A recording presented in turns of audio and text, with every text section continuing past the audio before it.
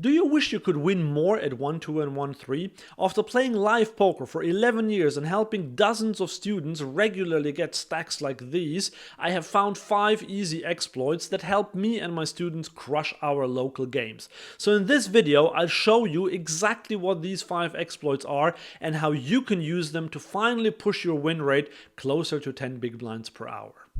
The first exploit is one that hardly anyone ever talks about, but it is really powerful at low stakes because you apply it in multi-way pots when you are drawing to a flush. And almost everyone gets this one wrong. To show you what I mean, imagine you're moving to a new city for a new job.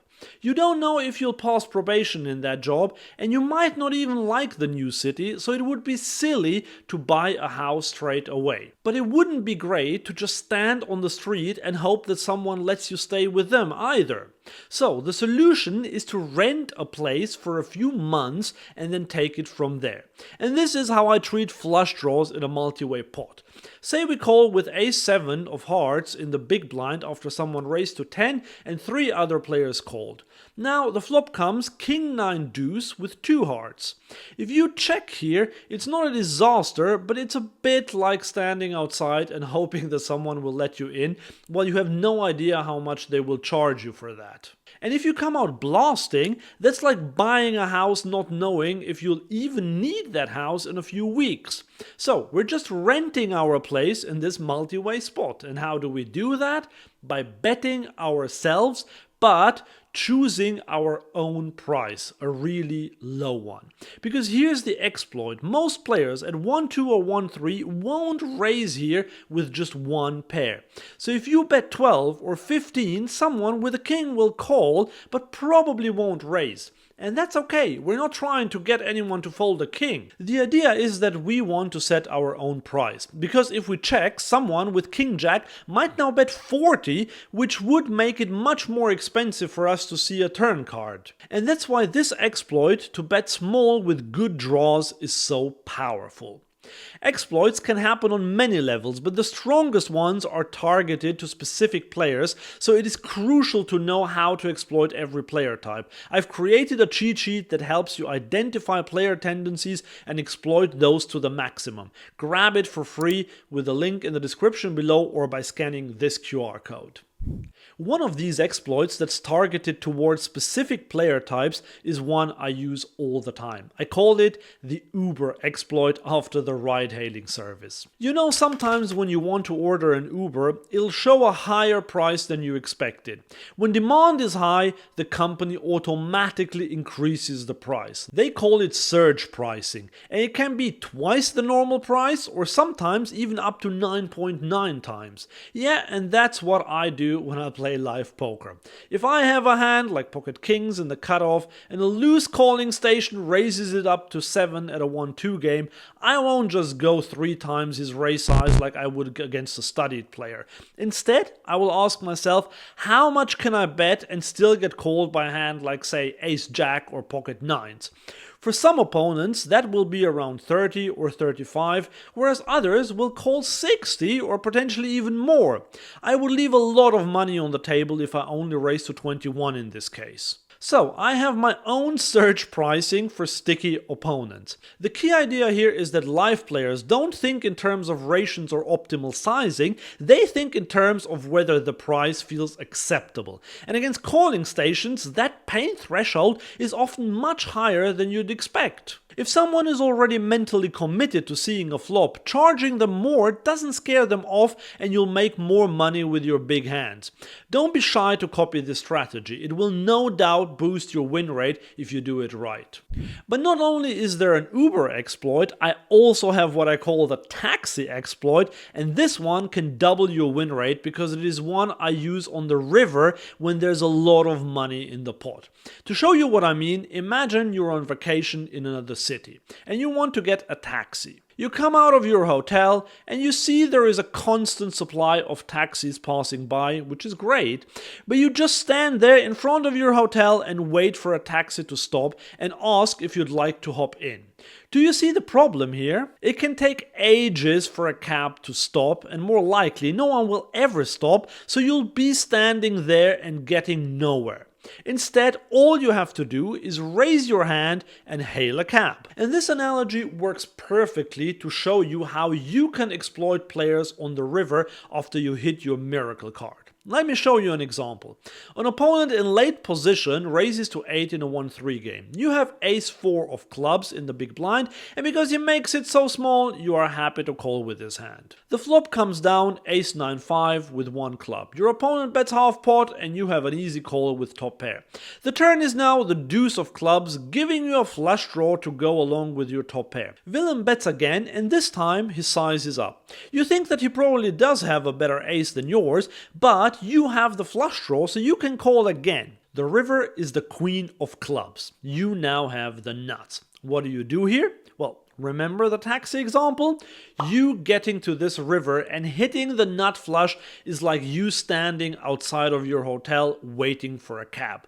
So don't just wait there, instead hail the cab. And in poker, you do that by donk betting this river yourself rather than waiting for your opponent to bet. Now that the flush has come in, your opponent at this level will often even check back a set, let alone an ace. They don't go for thin value and are scared to get raised, so they just check.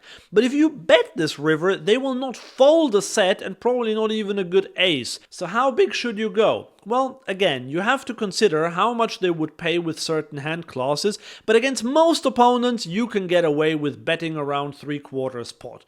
This is the way to boost your win rate significantly.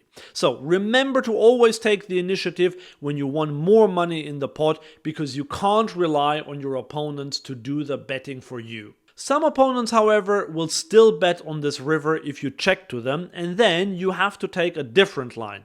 I've created a cheat sheet with how to exploit each player type. Get it for free by clicking the link in the description below or by scanning this QR code. The next exploit is one I use all the time, and many of my students are copying me and boosting their win rate with it. This scenario happens a lot at the live low stakes, so understanding this can genuinely take your win rate into different spheres. And this is the scenario. It's a 1-2 and a loose passive player in early position limps like he does in almost every hand.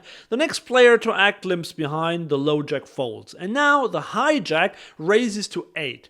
The cutoff folds, and we are on the button with ace-4 offsuit. Under normal circumstances, my hand would go straight into the muck after 3 players have put money into the pot. But this is a bit different here. We have a loose passive player who limps into pretty much every pot. We have a second limper, and we have a guy who raised absolutely tiny. If he had a hand like pocket jacks or ace queen or pocket aces, do you think he would raise to 8 over 2 limpers? No, almost no one does that.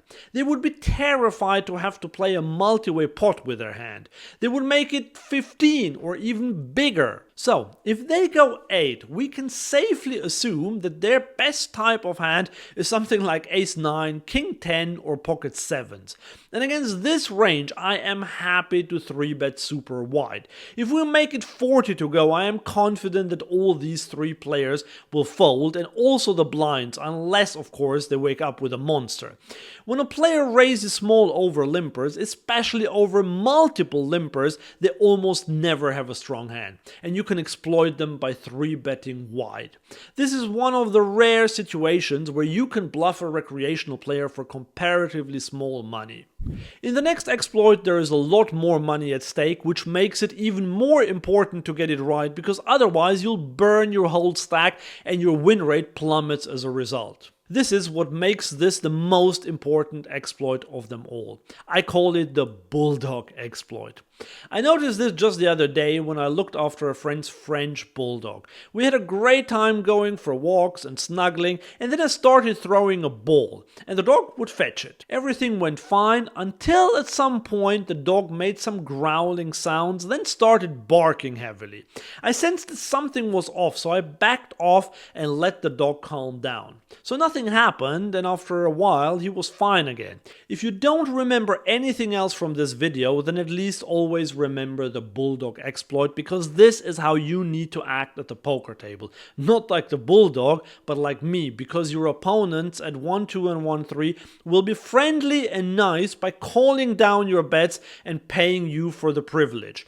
But sometimes their behavior will change. Instead of just paying and saying nice hand to you, they will start raising your bets on the turn or on the river. And this is your cue to fold everything that's not a really strong hand. Contrary to popular belief, most opponents at the low stakes will bluff, but usually only when the pot is small. They will take small stabs here and there with air, but when the money gets big, most recreational players will not bluff for hundreds of dollars on the river. And they almost never raise your river bet as a bluff either. So if you try to get some value on the river with your top pair, top kicker, and your typical recreational opponent raises you all in, just believe him and fold. Because avoiding calls in this situation is the quickest way to a healthy win rate in low stakes poker. And another way to quickly boost your win rate is to learn how to exploit every player type. You can do that best with my free cheat sheet. Click the link below or scan this QR code. But even if you're great at exploiting players, you still need to avoid the 5 most common leaks I see among my students. To find out what they are, watch this video next.